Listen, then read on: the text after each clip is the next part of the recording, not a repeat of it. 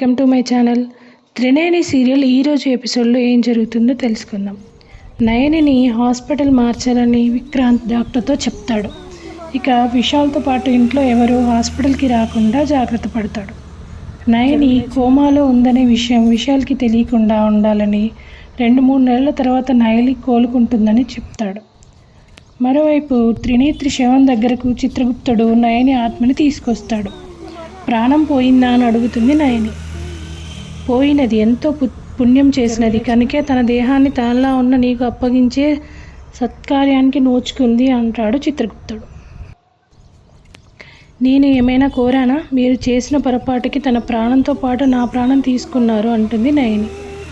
ఆవేశపడకు మాత, నీ విషయంలో పొరపాటే కానీ త్రినేత్రిది విధిరాత. తన ఆయుష్ ఇంతవరకే ఉంది అంటాడు చిత్రగుప్తుడు. పెళ్ళి కూడా కాలేదు, తన వాళ్ళు ఎంత బాధపడతారో అంటుంది నయని. వృద్ధురాలు తప్ప ఎవరూ తన గురించి బాధపడరు. ప్రాణాలు కూడా తీసింది తన మేనత్త మేనమామలే కదా అని చెప్తాడు చిత్రగుప్తుడు. దుర్మార్గులు ఎక్కడో ఉండరు, మన చుట్టే ఉంటారు అంటుంది నయని. నువ్వు నీ పిల్లలు భర్తని కాపాడుకోవడానికి ఈ శరీరాన్ని ఆశ్రయించాలి. కాకూడదు అంటే కోమాలో ఉన్న దేహంలోనే ఉండాలి. 3 నెలలు ఎదురు చూడాల్సిందే అంటాడు చిత్రగుప్తుడు. ఇంకొక రోజు అయితే బాబుగారు ఉండలేరు. ఇంకొక రోజు అయితే తిలోత్తమ అత్తయ్య ఏం కుట్ర చేస్తుందో. నన్ను త్రినేత్రి దేహంలోకి పంపించండి అంటుంది నయని. త్రినేత్రి దేహంలోకి వెళ్ళిన తర్వాత నువ్వు త్రినేత్రి వల్లే నడుచుకుందువు. గాయత్రి పాప అయినా గాయత్రి దేవి అయినా ఆ పుణ్యవతి త్రినేత్రి చేతులు తాకితే 3 గంటలు నువ్వు నయని అని తెలుస్తుంది. ఆ సంగతి నీకు గుర్తుండదు, అది నీ బిడ్డకే తెలుస్తుంది అంటాడు చిత్రగుప్తుడు. 3 గంటలు నయనిగా ఉన్నప్పుడు నా సమస్యలు అన్నీ తీర్చుకుంటాను అంటుంది నయని. అది నీ శక్తియుక్తుల మీద ఆధారపడి ఉంటుంది.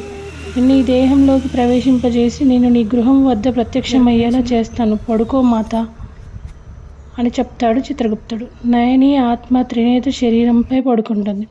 దాంతో త్రినేత్రిలో నయని ఆత్మ చేరుతుంది. ఎలా ఉంది మా అక్క, ఎప్పుడు కళ్ళు తెరుస్తుంది అని అడుగుతుంది సుమన. నేనేమైనా డాక్టర్నా, నన్ను అడుగుతావేంటి అంటాడు విక్రాంత్. మీరు డాక్టర్ కాదు కానీ యాక్టర్ అండి. గాయత్రి పాప గురించి ముందే తెలిసిన ఏం తెలియనట్లు నటించారు. గాయత్రిని తీసుకొచ్చి నా బిడ్డగా నటించలేదా అంటుంది సుమన. ఆ 2 విషయాల వల్ల మేలే జరిగింది అంటాడు విక్రాంత్. ఇప్పుడు ఎన్ని కోట్లు ఖర్చు పెడితే మా అక్క బతుకుతుంది అంటుంది సుమన. నోర్మి అంటాడు విక్రాంత్. విశాల్ బావ మా అక్కని చూస్తాను అంటే బాధపడతారు, వద్దని అన్నారు. కానీ మిగతా అందరిని ఎందుకు వెళ్ళనివ్వడం లేదు? తోడబుట్టిన నన్నెందుకు వెళ్ళనివ్వడం లేదు అని అడుగుతుంది సుమన. వెళ్ళి ఏం చూస్తావని అడుగుతాడు విక్రాంత్. మా అక్క శవాన్ని అంటుంది సుమన. లాగిపెట్టి ఒకటి కొడతాడు విక్రాంత్. నయని వదిన ప్రాణాలతో తిరిగి వచ్చే వరకు నువ్వు నీ పిచ్చి అనుమానాలు ఎవరికీ చెప్పొద్దు అంటాడు విక్రాంత్. త్రినేత్రి కోసం బామ్మ ఆలోచిస్తూ దిగులుగా కూర్చుంటుంది. ముక్కోటి ఆవిడ దగ్గరకు వెళ్ళి త్రినేత్రి కోసం ఎదురు చూస్తూ ఉంటే బాధగా ఉంది, మా కోసం వంట చేసి తిండి పెట్టు అంటాడు. నేను తినను, వండలేను, మీరే చేసుకోండి అంటుంది బామ్మ. ముక్కోటి త్రినేత్రి ఫోటోకి బొట్టు పెట్టి భార్యను పిలిచి ఫోటో ఎదురుగా దీపం పెడతాడు. అది చూసి బామ్మ గోల చేస్తుంది. నా మనవరాలు అడవిలోకి వెళ్ళింది కానీ ఇంకా బతికే ఉందని నా మనసు చెబుతుంది. మీరు బొట్టు పెట్టి దీపం ఎందుకు పెట్టారని అడుగుతుంది. దానికి ముక్కోటి దీపం పెట్టకపోతే త్రినేత్రి ఆత్మ శాంతించదని అంటాడు. బామ్మ ఏడుస్తుంది. నా ఆయుష్ కూడా పోసుకొని త్రినేత్రి బతకాలని అంటుంది. ముక్కోటి సంబంధం కూడా పోయిందని చెప్తాడు.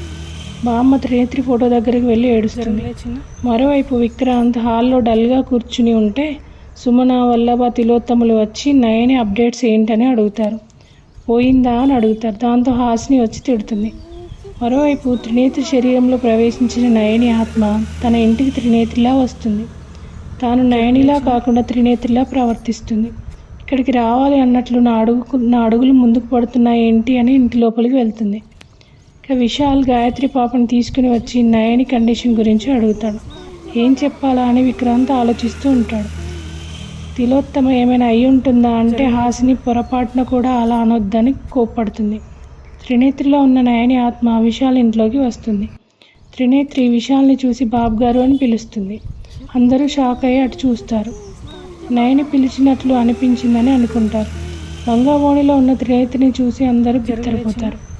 నయని కోమాలో ఉన్న విషయం తెలిసిన విక్రాంత్ కూడా ఏం జరుగుతుందో అర్థం కాక చూస్తుండిపోతాడు. త్రినేత్రి విశాల్ ఎదురుగా వచ్చి నిల్చుంటుంది. త్రినేత్రి తనని చూసి కళ్ళు తిరిగి పడిపోయిన వాళ్ళ ముఖం మీద నీళ్లు చల్లుతుంది. దాంతో ఇవాళ ఎపిసోడ్ అయిపోతుంది.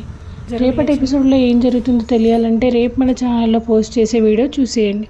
ఈ వీడియో మీకు నచ్చితే లైక్ చేయండి. మరిన్ని ఇలాంటి సీరియల్ అప్డేట్స్ కోసం వెంటనే మన ఛానల్ని సబ్స్క్రైబ్ చేసుకోండి. Thank you.